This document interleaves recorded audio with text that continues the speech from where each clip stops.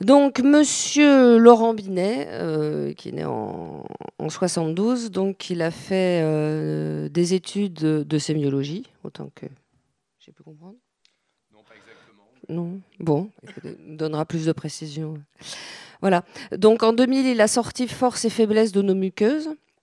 En 2004, La vie professionnelle de Laurent B. aux éditions Little Big Man, où là, il a témoigné en tant qu'enseignant dans le secondaire à Paris, en région parisienne. Et en 2010, il a publié le roman historique HHHH, Himmlers heißt Heydrich. Le cerveau d'Himmler s'appelle Heydrich, chez Grasset. Donc, où il relate l'opération Anthropoïde de résistants tchécoslovaques ont été envoyés pour assassiner Reinhard Heydrich et ils y sont arrivés. C'est un roman qui a eu le prix Goncourt du premier roman et le prix des lecteurs du livre de poche en 2011. Donc oui, effectivement, c'est une bévue de ma part. Vous n'êtes pas uniquement sémiologue, vous êtes carrément agrégé de lettres modernes et il a été chargé de cours en sémiologie ici à Paris 8 et aussi à Paris 3.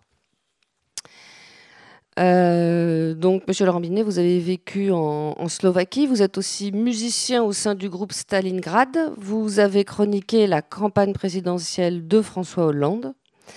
Et là, vous venez de sortir à la rentrée littéraire 2015 la 7e fonction du langage que vous trouverez disponible dans votre BU, qui a eu le prix Interallié et le prix du roman Fnac. Voilà, donc une bien belle carrière en vérité. Et maintenant, je vais vous laisser la parole pour lire les extraits que vous souhaitez de votre dernier livre, La 7e fonction du langage, sous-titré Qui a tué Roland Barthes? Oui, merci. À votre demande, j'ai fait une sélection de quelques extraits. J'ai essayé de ne pas prendre des chapitres trop longs. En général, de toute façon, mes chapitres sont assez courts. Le premier chapitre que je vais vous lire, c'est donc l'arrivée du personnage principal, puisque nous sommes ici à Paris 8. C'est l'arrivée du personnage, enfin l'un des personnages principaux, l'enquêteur, le commissaire Pierre Bayard, arrive à Paris 8, mais à Paris 8 à l'époque, comme vous savez sans doute, c'était à Vincennes. Donc voilà, je vous lis ce petit chapitre pour commencer. La 504 rejoint le. Donc ça se passe en 1980. Enfin, pour ceux qui ne connaissent pas le livre, c'est voilà, au moment de la mort de Roland Barthes et le commissaire enquête sur cette mort qui, dans mon hypothèse romanesque, n'est pas un accident mais un assassinat. La 504 rejoint le périph' à Porte de Bercy, sort Porte de Vincennes, remonte la très longue avenue de Paris, passe devant l'hôtel militaire, refuse la priorité à une Fuego bleue, flambant neuve, conduite par des Japonais, contourne le château, dépasse le parc floral, s'enfonce dans le bois et vient se garer devant des sortes de baraquements qui ressemblent à un collège de banlieue géant des années 70, architecturalement à peu près ce que l'humanité peut faire de pire. Bayard, qui se souvient de ses lointaines années de droit à Assas, découvre un lieu tout à fait dépaysant. Pour accéder aux salles de cours, il doit traverser une sorte de souk peuplé d'Africains, enjamber des drogués comateux affalés par terre, passer devant un bassin sans eau rempli de détritus, longer des murs lépreux recouverts d'affiches et de graffitis sur lesquels il peut lire « Professeurs, étudiants, recteurs, personnel Athos, crevez, salope !» Non à la fermeture du souk alimentaire, non au déménagement de Vincennes à Nogent, non au déménagement de Vincennes à Marne-la-Vallée, non au déménagement de Vincennes à Savigny-sur-Orge. Non au déménagement de Vincennes à Saint-Denis. Vive la révolution prolétarienne. Vive la révolution iranienne. Mao égale facho.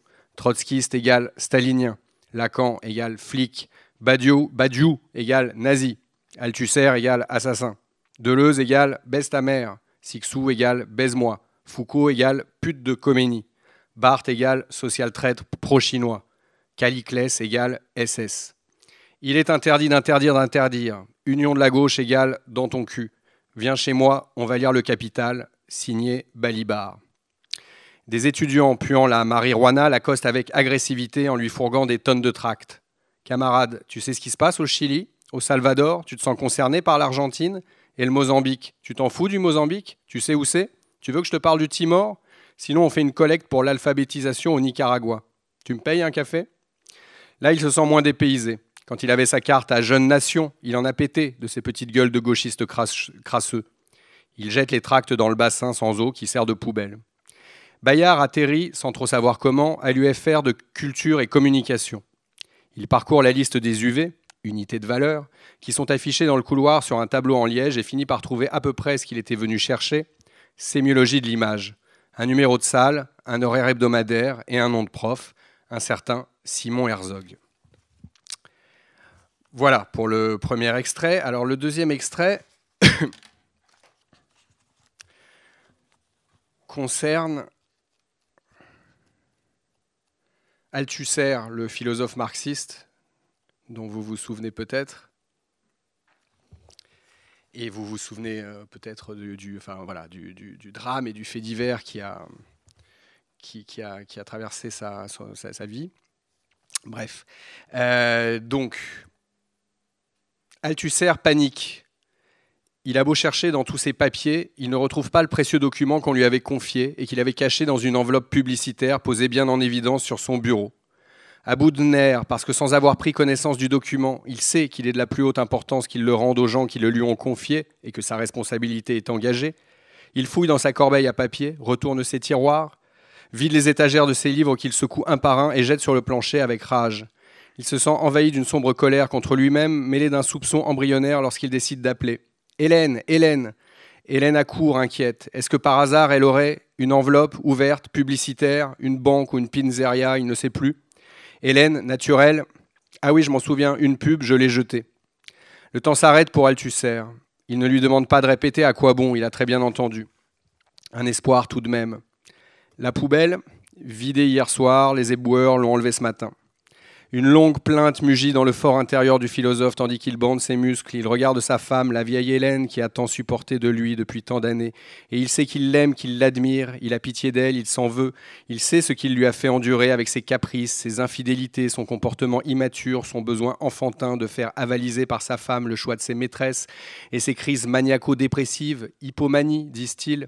Mais là, c'en est trop, plus, beaucoup plus que ce qu'il peut tolérer, lui. L'imposteur immature, il se jette sur sa femme en poussant un cri de bête et attrape sa gorge avec ses mains qui se referment comme un étau et serre. Et Hélène, surprise, ouvre de grands yeux, mais ne cherche pas à se défendre. À peine pose-t-elle ses mains à elle sur ses mains à lui, mais sans vraiment lutter. Peut-être après tout, c'est elle que ça devait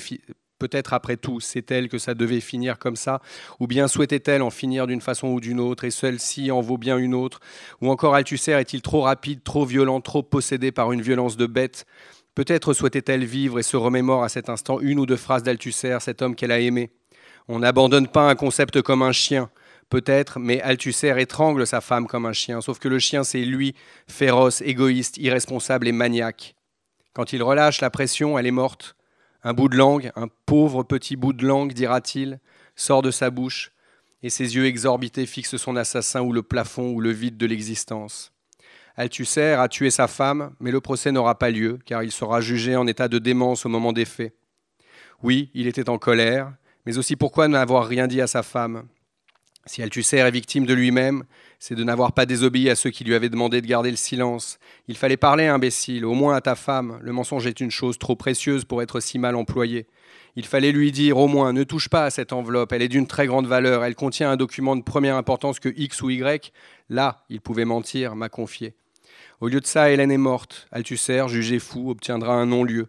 Il sera interné quelques années, puis quittera son appartement de la rue d'Ulm et s'installera dans le 20e arrondissement, où il écrira cette très étrange autobiographie, L'avenir dure longtemps, dans laquelle on pourra lire cette phrase délirante, placée entre parenthèses.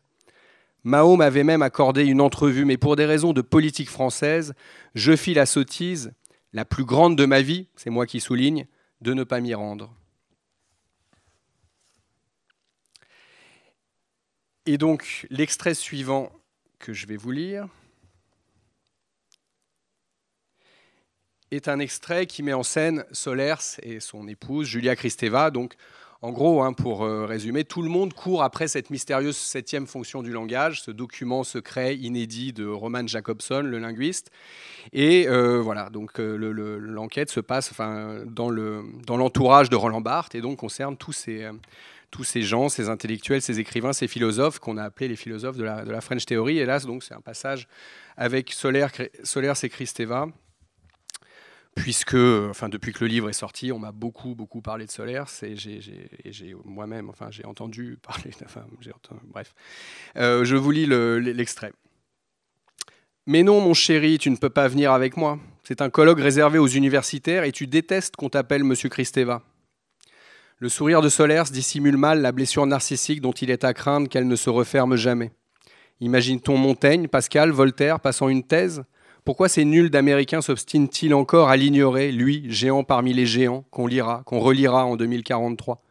Imagine-t-on Chateaubriand, Stendhal, Balzac, Hugo ? Il faudrait donc un jour demander la permission de penser ? Le plus drôle, c'est qu'ils invitent Derrida, évidemment. Mais savez-vous, chers amis yankees, que votre idole, celui que vous révérez parce qu'il écrit différence avec un A, le monde se décompose, le monde se dissout, a écrit son chef-d'œuvre, La dissémination, le monde se dissémine, en hommage à Nombre, que personne, ni à New York ni en Californie, n'a cru bon de traduire. Ah vraiment, c'est à mourir de rire. Solers rit en se tapant sur le ventre. Ho, ho, ho. Sans lui, pas de Derrida. Ah, si le monde savait ça. Ah, si les USA savaient ça. Kristeva écoute avec patience ce discours qu'elle connaît déjà. Imagine-t-on Flaubert, Baudelaire, Lautréamont, Rimbaud, Mallarmé, Claudel, Proust, Breton, Artaud, en train de passer une thèse ? Solers s'interrompt brutalement et fait semblant de réfléchir, mais Kristeva sait à l'avance ce qu'il va ajouter.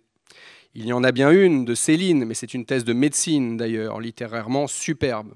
Sous-texte, lui a lu la thèse de médecine de Céline. Combien d'universitaires peuvent en dire autant ? Puis il vient se frotter à sa femme en glissant sa tête sous son bras et prend une voix de dindon. « Mais pourquoi veux-tu y aller, toi, mon écureuil adoré ?» Tu sais pourquoi, parce que Searle sera là. Et aussi tous les autres. Solers s'explose. Kristeva s'allume une cigarette. Elle examine le motif brodé du coussin sur lequel elle est appuyée, une reproduction de licorne tirée de la tapisserie de Cluny qu'ils ont acheté jadis avec Solers à l'aéroport de Singapour. Elle a les jambes repliées sous elle, les cheveux attachés en queue de cheval. Elle caresse la plante verte à côté du canapé et prononce à mi-voix, mais en articulant exagérément avec son très léger accent. « Oui, les autres !»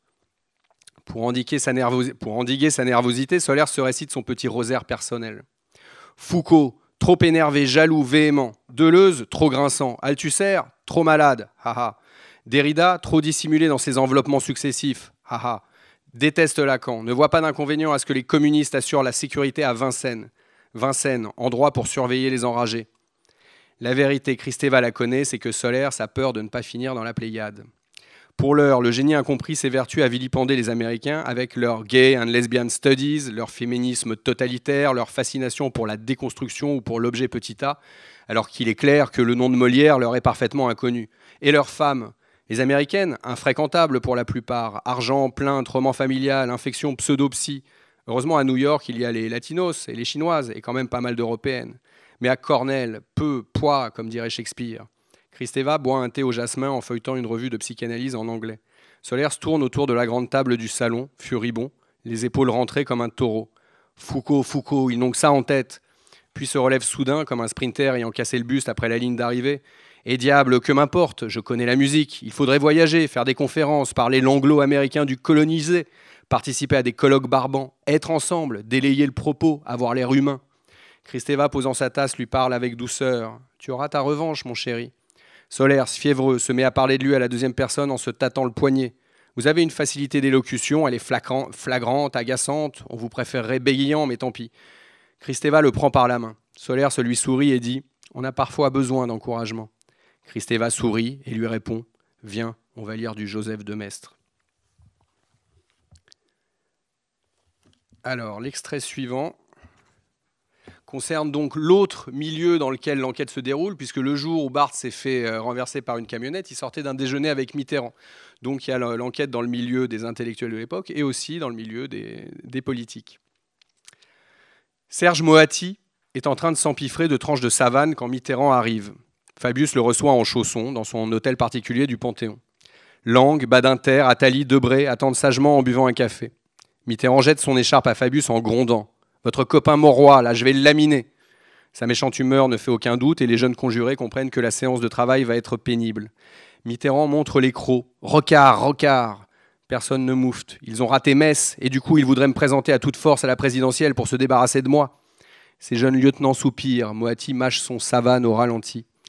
Le jeune conjuré à tête d'oiseau se risque. « Président !» Mais Mitterrand se retourne vers lui, glacial, terrible, en lui appuyant le doigt sur la poitrine et en avançant. « Votre gueule, Attali !»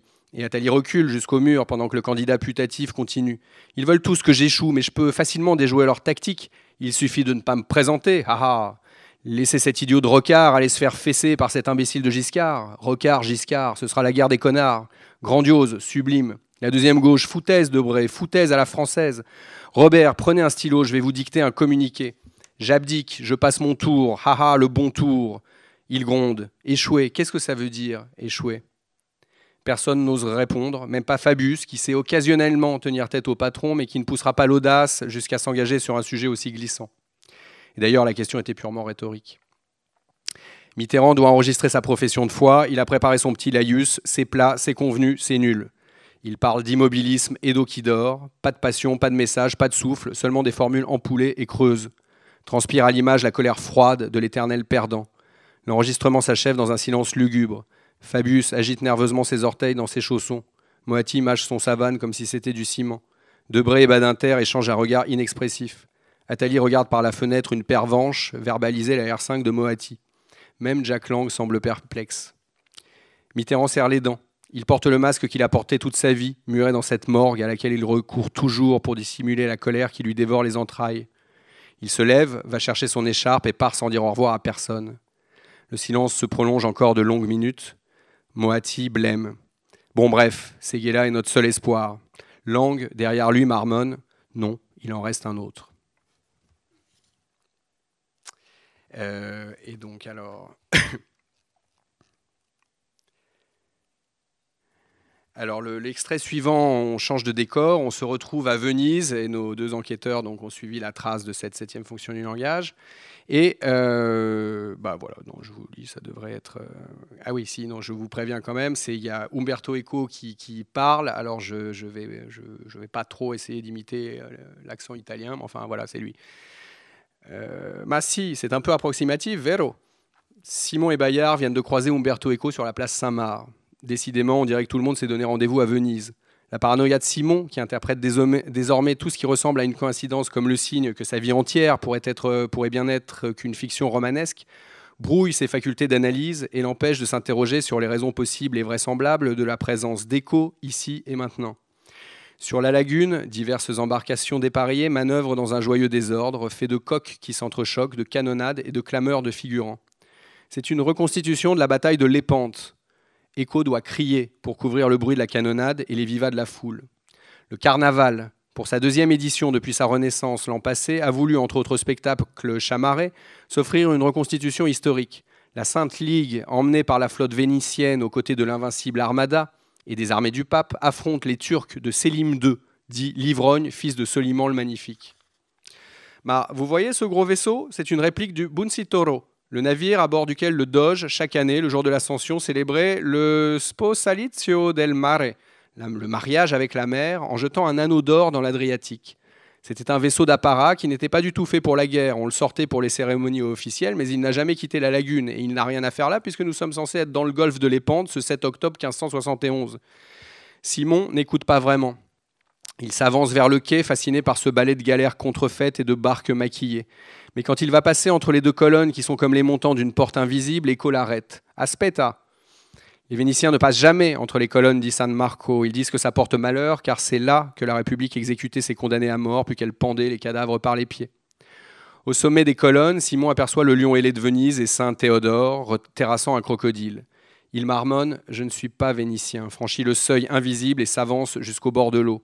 Et il voit, non pas le son et lumière un peu kitsch et les barques déguisées en navires de guerre avec leurs figurants endimanchés, mais le choc des armées, les 6 galéas plantées dans la mer, forteresses flottantes détruisant tout autour d'elles, les 200 galères réparties entre l'aile gauche, bannière jaune, commandée par le provéditeur général vénitien Agostino Barbarigo, qui reçoit une flèche dans l'œil et meurt au début de la bataille.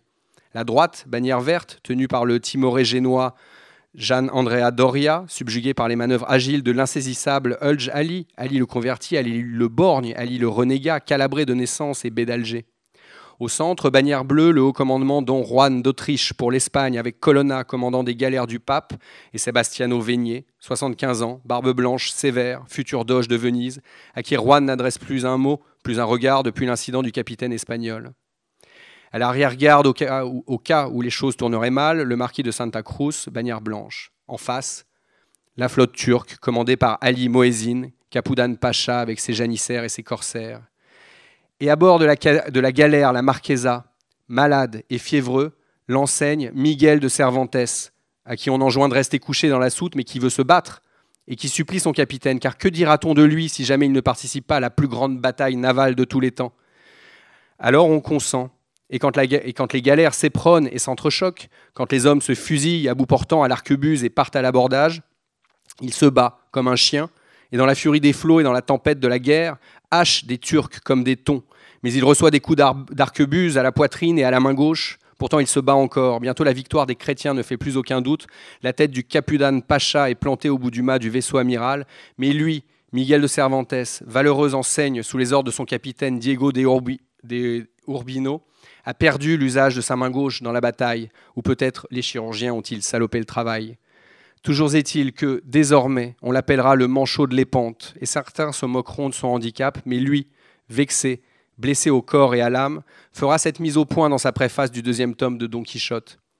Comme si ma manchotterie avait été contractée dans quelque taverne, et non dans la plus grande affaire qu'aient vu les siècles passés, le siècle présent, et que verront les siècles à venir. Dans la foule des touristes et des masques, Simon aussi se sent fiévreux, et quand on lui tape sur l'épaule, il s'attend à voir débouler le doge Alvise, Mocenigo et le Conseil des 10 au grand complet et les 3 inquisiteurs d'État pour célébrer cette éclatante victoire du lion vénitien et de la chrétienté. Mais c'est simplement Umberto Eco qui lui dit avec un bon sourire « Il y en a des gens qui sont partis à la recherche de licornes pour ne trouver que des rhinocéros. » Et voilà.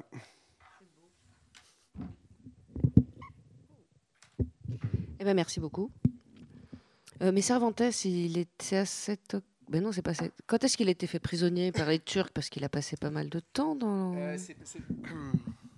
Je suis pas sûr que ce soit après la bataille de l'Épante. Il a passé plusieurs années, en effet, en captivité à Alger, ou ce qui était ce qui n'était pas encore l'Algérie. Mais je crois pas que c'est après l'Épante. Enfin, c'est peut-être après, c'est pas tout de suite, c'est pas à la bataille de l'Épante qu'il s'est fait capturer. Je crois, mais je suis pas sûr. Je vous invite à vérifier. Alors, c'est pas hyper commode ce micro-baladeur. Oui, alors, première question qui est évidente quand on a lu la 7e fonction du langage et qu'on a lu Umberto Eco. Qu'est-ce que vous devez à Umberto Eco, à part un peu tout, en fait, dans ce livre? Non, bon, alors je pense que vous exagérez un peu, mais il est vrai que le pitch de départ, et ça, je m'en suis pas rendu compte tout de suite, l'histoire d'un manuscrit secret pour lequel on tue, c'est évidemment le pitch du Nom de la Rose, simplement la transposer au XXe siècle dans le milieu de Roland Barthes. Ce qui m'intéresse chez Umberto Eco, je voulais dès le début qu'il soit l'un des personnages, puisque il faisait partie de l'entourage de Barthes, c'était un ami de Barthes, c'était un sémiologue comme Barthes, et puis j'aime beaucoup Bologne, et donc j'avais envie que l'action se déplace à un moment à Bologne. Mais ce qui m'intéresse plus encore que ces romans chez Umberto Eco, ce sont ses essais dans lesquels il réfléchit beaucoup, il théorise beaucoup les rapports de la réalité et de la fiction, ce qu'il appelle le monde réel et les mondes possibles, le statut des personnages de fiction qu'il appelle des surnuméraires par rapport aux gens qui existent, aux personnages réels qui existent vraiment dans le monde, les personnages de fiction, Madame Bovary, Sherlock Holmes, etc. Il appelle ça des surnuméraires. Et voilà, il se pose des questions, des questions passionnantes dans Lector in Fabula, dans l'œuvre ouverte. Par exemple, l'un de ses collègues lui dit, sur ces questions-là, lui dit la différence, c'est que moi j'existe et ma Bovary non. Mais moi je trouvais ça intéressant de transférer, par exemple, une phrase comme ça, de la transférer dans mon roman, c'est-à-dire de la mettre dans la bouche d'un personnage fictif qui lui se dirait moi j'existe, Madame Bovary non. Et ce que j'ai voulu faire donc pour travailler ces questions, contrairement à Chachachach où je l'ai travaillé de l'extérieur et où j'intervenais en tant qu'auteur extra-diégétique, comme on dit chez nous, auteur extérieur à l'histoire, là j'avais envie de les travailler de l'intérieur par un personnage, c'est-à-dire que ce personnage-là, Simon Herzog, que va chercher le flic à Paris 8, qui est doctorant en sémiologie, à force de fréquenter des Umberto Eco, des Derrida, etc., développe au fil du récit une paranoïa qui lui fait se demander si par hasard il ne serait pas coincé, piégé dans un roman, si par hasard il ne serait pas un personnage de roman. Et donc ça me semblait à la fois intéressant et amusant de traiter cette problématique sous cet angle. Merci. Question suivante. Donc, dans ce livre, vous mettez en scène, oui, beaucoup de personnages réels à qui il arrive des choses parfois tout à fait réelles, d'autres fois plus romancées. Et là, je voudrais poser une question. Étant donné ce que vous décrivez de Solaire, c'est ce que vous êtes définitivement brouillé avec lui? Oui, alors bon, enfin, moi je connaissais pas Solaire, j'avais rien de personnel contre lui, mais on n'était pas amis de toute façon. Voilà, la présence de Solaire, elle était logique dans ce roman à partir du moment où c'était autour de Barthes. Solaire, c'était un des meilleurs amis de Barthes, donc il avait toute sa place dans mon récit. Il se trouve que je trouve que voilà, Solaire, c'est une figure un petit peu mythologique, pour employer la phraséologie de Barthes, des lettres françaises qui a un grand potentiel comique, et donc que j'ai décidé d'exploiter dans mon livre. Sans tellement forcer le trait. Le passage que je vous ai lu tout à l'heure, c'est entièrement tiré, quasiment à 100% tiré de citations des livres de Solers. Solers dit bien, enfin même, d'ailleurs j'ai un peu minoré, là je dis oui, on me relira en 2043, Solers texto, il dit les Chinois me liront en 3007. Bon. Bref, donc voilà, j'ai voulu me moquer un peu de Solers. Il l'a très mal pris, il a dit que mon livre était fasciste, et bon voilà, et donc il a fait tout ce qu'il a pu, et ses amis, enfin bon, il a pensé à me faire un procès, et puis finalement il a laissé tomber. Ses amis ont dit tout le mal possible de mon livre, donc bon voilà, c'est-à-dire oui, non, je pense pas qu'on parte en vacances ensemble, quoi. Oui, justement, à ce niveau-là, non, mais effectivement, Solaire, apparaît pas à mon avis, sous le jour qu'il espère. Mais oui, à ce niveau-là, est-ce que tout ce que disent, par exemple, Jack Lang, Attali et Mitterrand, est-ce que tout ça est strictement verbatim? Strictement, pas tout à fait. C'est-à-dire, je sais pas si Serge Moati se mangeait du Savane ou des Pépitos, mais par contre, cette scène-là que je vous ai lue, oui, elle est sourcée par les mémoires de Moati, par Jack Lang, que j'ai rencontré à plusieurs reprises, qui m'expliquait qu'en effet, toute cette bande de jeunes socialistes, là, la bande à Fabius, Lang, etc., avait comme une espèce de cellule de communication pour préparer le candidat Mitterrand à sa candidature. Et donc les réunions de travail se déroulaient bien dans le bel appartement de Fabius qui est place des Grands Hommes, la place du Panthéon. Et tout ce que dit Mitterrand dans le chapitre que je vous ai lu est tiré, oui, de soit de ses livres à lui, de ses livres d'entretien, de ses mémoires, ou des carnets de Michel Cotta, vous voyez. Enfin, donc, a priori, tout ce que dit Mitterrand, je ne veux pas dire de bêtises, mais tout ce que dit Mitterrand, c'est des citations. Ensuite, bon, voilà, c'est-à-dire quand à la fin, quand je ne sais plus qui dit, bon, Séguéla est notre seul espoir, et Lang qui dit non, il en reste un autre. Non, ça c'est une citation de Star Wars, hein. C'est l'Empire contre-attaque, je crois. Enfin, c'est le 2. Là, il est notre seul espoir, Obi-Wan. Et puis, qui dit ça? Yoda qui répond non, il en reste un autre. C'est la dernière phrase de l'un des. Voilà. Donc, ça m'amusait de ce petit clin d'œil, quoi. Et donc déjà en 81, Mitterrand pouvait pas supporter Rocard, quoi. Ah bah non. Bon, d'accord. Alors maintenant, on va parler de véracité. Donc la 7e fonction du langage, c'est intégrer dans une sorte de récit complotiste des faits qui sont parfaitement arrivés. Hein. Barthes s'est fait renverser par une camionnette. Althusser a bien étranglé sa femme. Et puis alors tout d'un coup, on dérive de la réalité puisque Derrida n'est jamais mort égorgé par un chien dans un cimetière. Ah, il faut pas spoiler.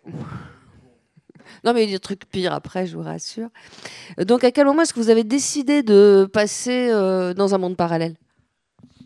Dès le début, en fait, puisque mon postulat était, en effet, moi je ne suis pas du tout complotiste, hein, je sais bien que Barthes, enfin j'ai pas de doute sur le fait que Barthes soit mort dans un accident de voiture, mais à partir du moment où mon hypothèse, mon postulat romanesque est que c'était un assassinat, j'avais déjà basculé dans la fiction, et en fait, je trouvais ça amusant justement de faire l'inverse en fait de ce que j'avais fait dans HHHH, où j'étais vraiment obstinément, enfin complètement obsédé par la véracité historique. Là, j'avais envie de jouer avec le réel, et en effet, vous avez raison, comment est-ce que je jouais avec le réel? En prenant des éléments du réel qui étaient avérés factuellement, et en faisant des rapprochements d'éléments hétérogènes qui n'avaient a priori rien à voir. Par exemple, donc voilà, le meurtre de la femme d'Althusser, évidemment, n'a rien à voir avec Barthes. Et je trouvais ça amusant, bon, je nie pas un certain mauvais goût, hein, mais je trouvais ça amusant d'imaginer un mobile qui soit en relation avec le mobile du crime de Barthes, enfin mon enquête, toute cette septième fonction du langage autour de laquelle tout tourne. De la même façon, comme j'emmène mes personnages à Bologne voir Umberto Eco, je me rends compte que à Bologne en 1980, à l'été, en août 80, il y a l'attentat de la gare de Bologne. Et donc j'intègre cet événement dans mon enquête. Ou encore, bon, ben voilà, c'est Kristeva, elle est bulgare. Et il se trouve qu'en 80, il y avait ces espions bulgares, c'est vrai ça, qui tuaient des gens avec des parapluies empoisonnés. C'est l'affaire des parapluies bulgares. Donc voilà, j'ai aussi, en fait, j'ai créé des ponts entre des éléments réels qui n'avaient rien à voir. J'ai imaginé là que voilà, le père de Kristeva était le chef des services secrets bulgares de l'époque. Et donc voilà, c'était ça comment dire, le processus romanesque de mon livre. Et donc voilà, l'idée c'était que ce soit en effet le jour où j'ai décidé de tuer Derrida, j'étais content, alors que j'adore Derrida, hein, c'est pas du tout la question, mais j'étais content que pour moi c'était le même. C'était comment dire là où comment dire la rupture, ou là où on larguait les amarres avec le référentiel historique, si vous voulez. C'est-à-dire là il y a quelque chose qui ne va pas. J'appelle ça en fait c'est le comment dire, c'est l'effet Inglourious Bastard. Vous savez, Inglourious Bastard, le film de Tarantino. Bon, voilà, c'est une histoire romanesque de Deuxième Guerre mondiale, comme il y en a eu plein, sauf qu'à un moment, on tue Hitler. Hitler meurt en 1943 dans un cinéma en France. Alors donc là, il y a une telle rupture avec ce que Umberto Eco, il a théorisé là-dessus, sur ce que comment dire, le référentiel commun, c'est-à-dire le savoir commun, le savoir populaire commun, que là, tout le monde se réveille en disant, oula, mais où est-ce qu'on est? Où est-ce qu'on est? On est dans une fiction, rappelez-vous. Rappelez-vous. Et donc j'aimais bien régulièrement dans mon livre, comme un coup de pistolet au théâtre, comme disait Stendhal, je crois. J'aimais bien rompre comment dire, la suspension d'incrédulité, jouer avec ça, c'est-à-dire sortir le lecteur de son, voilà, en espérant qu'il soit vraiment plongé dans le roman, et de temps en temps, hop, le réveiller, lui rappeler, lui dire, ah mais tu sais, enfin bon, tout ça c'est fictif, hein, tout ça c'est fictif. Au début, j'avais même pensé à tuer Mitterrand en 80, enfin à la Bastille peut-être, ou le 81. Bon, voilà. Donc on va maintenant peut-être plus parler de processus d'écriture. Donc pour vous, le déclic qui a fait que vous avez écrit ce livre-là et pas ma foi un autre, ça a été à quel moment? Quel moment est-ce que tout d'un coup ça s'est cristallisé? Je pense que le point de départ c'est Barthes, j'aime beaucoup Barthes, et donc voilà, et je trouvais qu'il y avait des éléments romanesques dans sa mort, principalement le fait qu'il sorte d'un déjeuner avec Mitterrand. Mais en fait, ce livre-là et pas un autre a été écrit parce que mon idée, c'était que la sémiologie, cette science des signes, était en fait la science de Sherlock Holmes. Et donc c'est ça c'est cette envie d'appliquer la sémiologie à autre chose que l'analyse, finalement. Enfin, l'analyse, j'allais dire gratuite, mais disons l'analyse simplement à la Barthes, si vous voulez, c'est-à-dire le décodage du réel pour en faire participer, enfin faire partager sa vision du monde au lecteur. J'avais envie que là, il y ait une application concrète qui soit tout simplement une enquête policière, puisque les signes, enfin il y a débat chez les sémiologues, mais les signes peuvent être considérés comme des indices. Et qui dit indice dit potentiellement enquête policière. Voilà.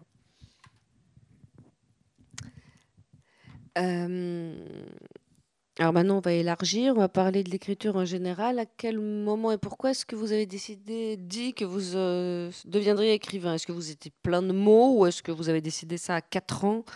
Est-ce que ça vous est venu pour vos 18? Non, j'ai rien décidé du tout. Et puis, j'ai pas décidé de devenir quelque chose. J'aime pas tellement les phrases avec je suis en fait. Alors bon, je deviens, c'est pas exactement la même chose, mais disons que en fait, écrivain pour moi c'est un statut et c'est un statut, enfin disons, dont je bénéficie maintenant avec tous les privilèges afférents, mais qui m'intéresse pas tellement en soi. Ce qui m'intéresse, c'est de faire des trucs. Et en l'occurrence, ben voilà, à un moment, ça m'a intéressé plus d'écrire des livres que de faire autre chose. Et donc maintenant que j'ai la chance d'en vivre, je vais continuer, mais enfin, sans aucune assurance que j'en écrive 18 ou 22 là. Donc il se trouve que là j'ai eu l'idée du prochain, donc je pense que enfin je vais en écrire au moins un de plus, mais voilà, c'est-à-dire je me sens pas, enfin je me sens écrivain par la force des choses maintenant, mais c'est-à-dire c'est vraiment enfin plus un statut social qu'un truc vraiment ontologique, si vous voulez.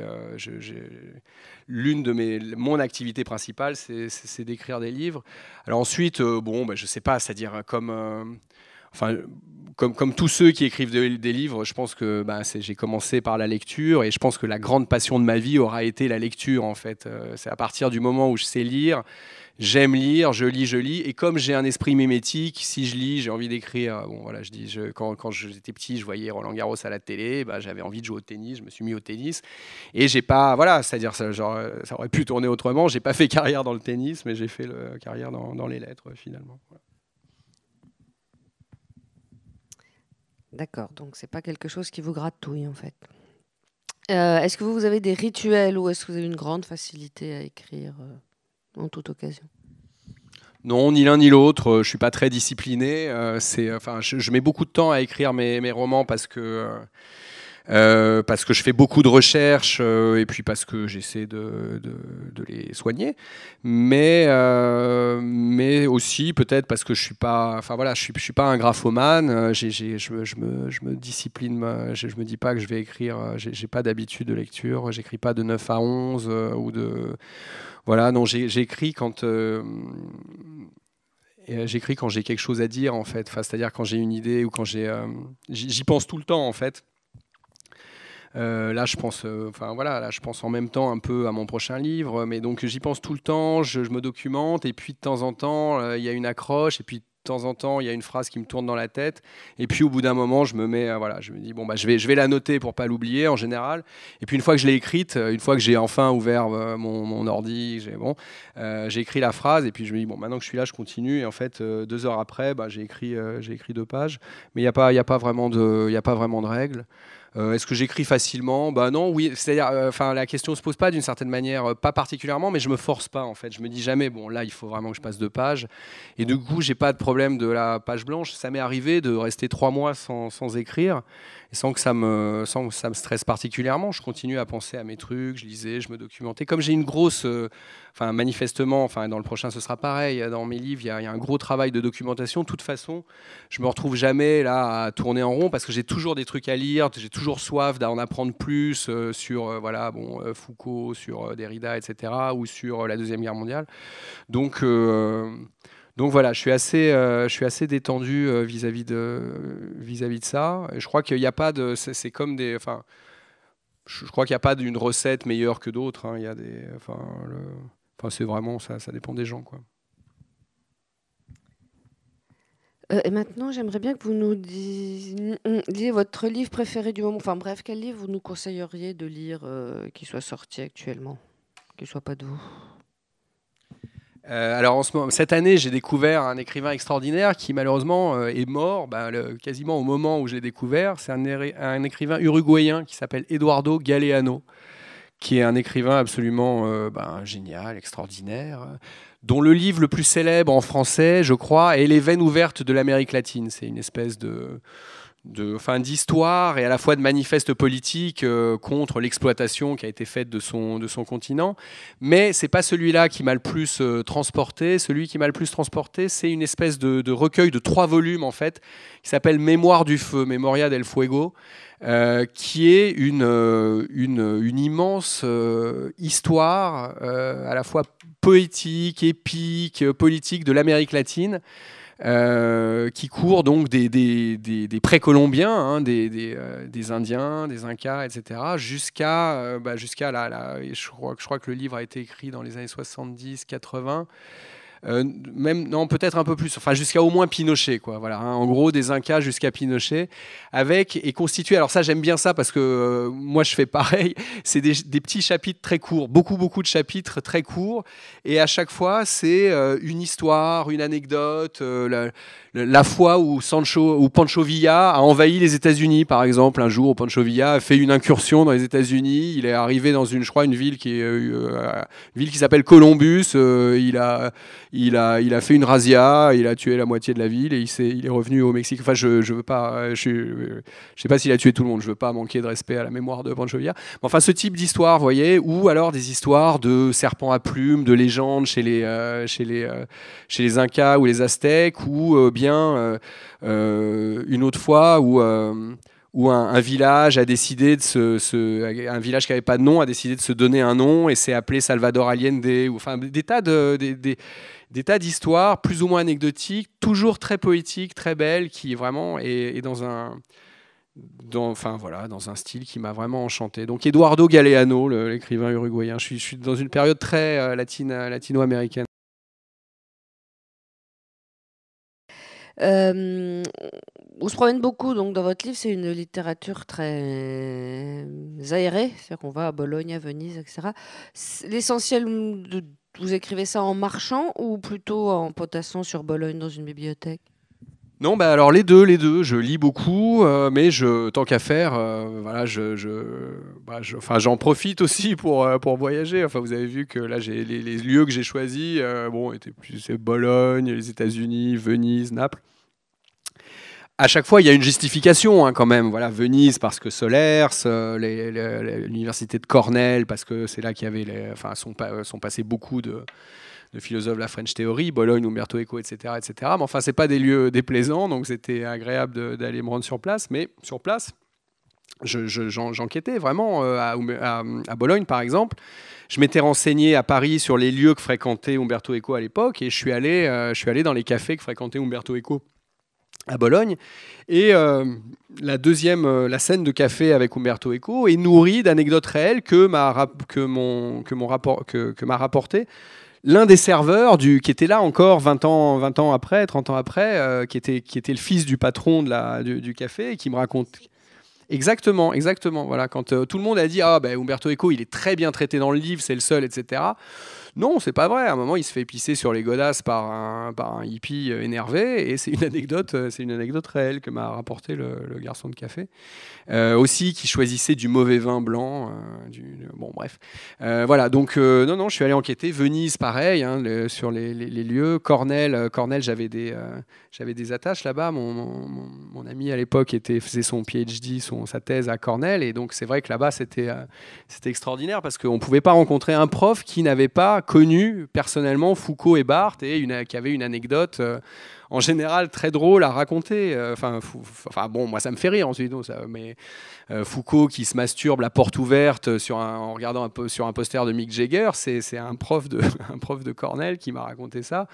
Bon, voilà, des tas d'histoires. Et alors, ce qui est très fort, en plus, dans les facs américaines de sciences humaines, quoi, de lettres, de départements d'anglais, de français, etc., c'est que non seulement les profs les ont tous connus personnellement, mais les élèves, les étudiants en licence, ils les ont lus. Enfin, ils n'ont pas tout, mais ils connaissent. Et moi, à leur âge, en licence, je connaissais 2 noms, et encore, pas tous, mais eux, ils les connaissent, ils les ont lus. Ils ont lu du Foucault, du Derrida. C'est très étonnant. Déjà à l'époque, ça a toujours été comme ça. C'est pour ça que ça s'appelle la French Theory. C'est les Américains qui les ont regroupés sous ce nom-là, parce qu'ils ont toujours été plus connus et plus étudiés. Barthes, c'est un cas un peu à part, hein, mais les Derrida, Deleuze, Foucault, ils ont toujours été plus étudiés aux États-Unis qu'en France. Est-ce qu'ensuite vous faites un bilan de ce que vous avez écrit en disant bon sang, je ne savais pas que je pensais ça? Non, je fais pas tellement de bilan personnel. J'ai appris beaucoup de choses. Je connaissais bien Barthes. Je connaissais bien, enfin assez bien Jacobson parce que j'ai fait j'ai fait des études de lettres, donc j'avais des bases de linguistique assez solides. Mais en revanche, en tant que Français, justement, je connaissais très mal ces gens de la French Theory que j'ai découvert avec passion et qui m'ont fasciné, même si j'ai pas toujours tout compris. J'étais très En fait, j'étais très heureux de découvrir la querelle entre Derrida et Searle. En fait, moi, je connaissais mieux John Searle, le philosophe du langage américain, que Derrida. Mais en fait, puisque toute mon intrigue tourne autour de cette septième fonction du langage, qui globalement se base sur la fonction performative, le performatif qui a été théorisé par Austin, par Searle, qu'en dire, c'est faire, etc., qui était une question que je connaissais et qui m'intéressait. J'avais trouvé ça... ça avait été du pain béni de voir que Derrida et Searle s'étaient étripés sur cette question, avaient écrit, s'étaient renvoyés à la figure des articles très très violents, très très méprisants l'un envers l'autre. Et donc je me suis dit que là, voilà, c'était génial que j'allais pouvoir faire d'une question linguistique assez compliquée quand même, pas si compliquée que ça, mais quand même, et assez universitaire, un moteur dramatique pour mon intrigue romanesque, quoi. Donc ça, j'étais vraiment doublement content, si vous voulez, content d'apprendre des choses. Foucault, par exemple, les problématiques de Foucault sont moins centrales dans mon livre. Mais voilà, ça m'a beaucoup enrichi de lire du Foucault. Alors Deleuze, j'avoue que je comprenais pas grand-chose, mais je trouvais ça génial de lire du Deleuze. Je me laissais porter par le texte. Ça m'a beaucoup amusé aussi c'est-à-dire l'un des challenges du livre, c'était de faire parler ces gens-là. Et puis, c'est-à-dire que leur présence soit pas juste anecdotique, qu'ils soient pas juste là pour la couleur locale. Et donc, par exemple, toute la partie, pas toute la partie, mais la partie à Bologne, évidemment, ils vont voir Umberto Eco, mais quand même, Bologne, c'est à l'époque en 80. Bologne vit encore dans le souvenir de 77. Bologne en 77, c'est un peu l'équivalent de mai 68 en France. Et cette insurrection qui s'est produite à Bologne s'était faite vraiment sous le signe de Deleuze. Donc j'avais envie que ma partie à Bologne soit sous le signe de Deleuze. Alors même si, loin de là, je ne comprenais pas tout à Deleuze, là, ce que je faisais, c'est que dans la partie sur Deleuze, sur Bologne, je lisais que du Deleuze pour m'inspirer de sa phraséologie, et ça m'a permis de faire cette scène de sexe, là, ça m'a amusé de faire une scène de sexe deleuzienne, si vous voulez, c'est-à-dire raconter avec le vocabulaire, la phraséologie de Deleuze. En gros, pour répondre à votre question plus simplement, de façon plus brève, ce que ça m'a appris, c'est que la problématique qui m'intéresse dans la littérature et dans le roman, c'est les rapports problématiques, conflictuels, féconds et compliqués entre la réalité et la fiction. C'est-à-dire, c'était l'objet de mon premier roman, HHHH, et sous un traitement, traité sous l'angle inverse dans celui-ci, si vous voulez. C'est le même objet dans les deux romans, et je pense que le prochain aura aussi, j'espère, en tout cas c'est mon projet, ça c'est clair dans ma tête. Ensuite j'espère que je le mènerai à bien, mais mon prochain, ce sera sous un angle différent, mais ce sera encore cette question-là, la question des rapports réel-fiction.